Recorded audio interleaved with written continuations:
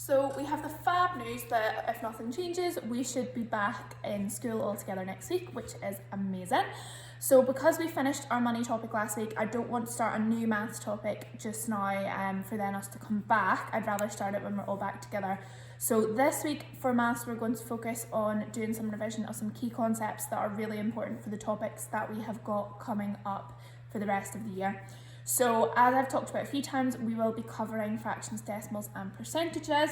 So we have done a little bit of work already on decimals, particularly around decimal place value and then also using money. Something that people have consistently found quite hard is the place value of decimals and also putting them in the correct order of value. So today we are going to be concentrating on refreshing how to do that. We did do this back in, I think, term 1, but I have noticed from a lot of people's maths work that this is something we're continuing to find hard. So we're going to do a little bit of revision on that today. Okay, so circles, we are going to be looking at how to order decimal numbers. So what we're talking about when we're talking about decimals are numbers that have a digit after the decimal point. So an example of this would be, 24.2. There we go. So we've got a decimal number, we've got our tens, our units, and our tenths, just like this. So our tens, our units, and our tenths. What do you think the next column is? So it's our hundredths. Okie doke, there's nothing in the hundredths in this number, but let's look at one where it does have something. So 1.37. So we can see we've got 1 unit, 3 tenths, and 7 hundredths. Let's look at another one.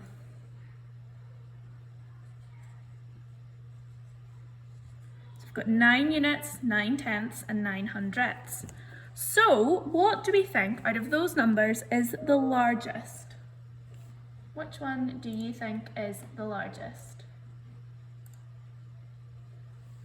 Okay, so let's have a look at how we would work that out. So, 24.2 has got 2 tens, and tens is the largest column that we have in these numbers. So this number must be the biggest, and an easy way to think of this is if we put a pound sign in front of it, this would be worth £24.20, whereas if we put a pound sign in front of this one, this would only be worth 1 unit, which is £1.37, so that must be much less.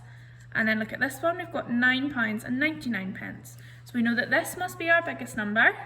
Our next one must be 9.99, and then finally our smallest is 1.37. So now what I'm going to do is write a few numbers on the board. So we'll go for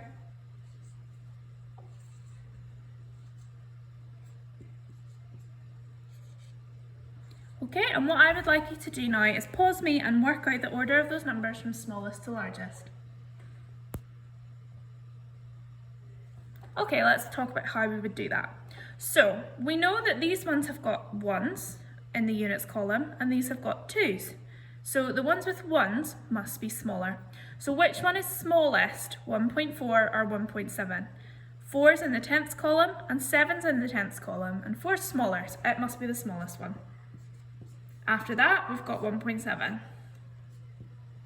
Now these have both got 2 in our units, so let's look at our tenths. We've got a 6 in our tenths, and a 9 in our tenths. Which one is larger? So the 9 would be larger, so the next biggest would be 2.6, and the largest would be 2.9. So that's those numbers put into the correct order. Okay, let's have a look at some more.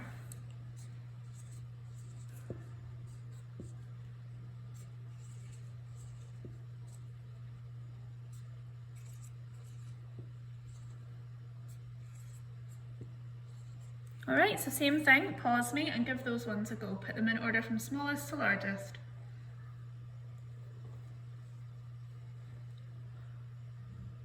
Okay, let's look at how we would do it. So, if we just looked at these, we would say we've got 102, 122, 102 and 101. But we've also got our decimals to think of. So first of all, which one of these numbers is the smallest? We can see that there's only one that's got 101, so that must be the smallest. So that's 101.9, we'd go first. Now we've got 2 that have got 102, so we need to look at the tenths to decide which one is bigger. So is 102.4 bigger or 102.6? So this is our bigger one, so our next one up would be 102.4 and then 102.6. Then finally we've got 122.1 as our largest number. Now you can see that even though this is a 1, it's still the largest because the numbers before the decimal point were bigger. So hopefully that has helped you get a little bit more prepared for today's task. You have covered this all before back at the start of the year, so this is just a bit of a refresher for your brain.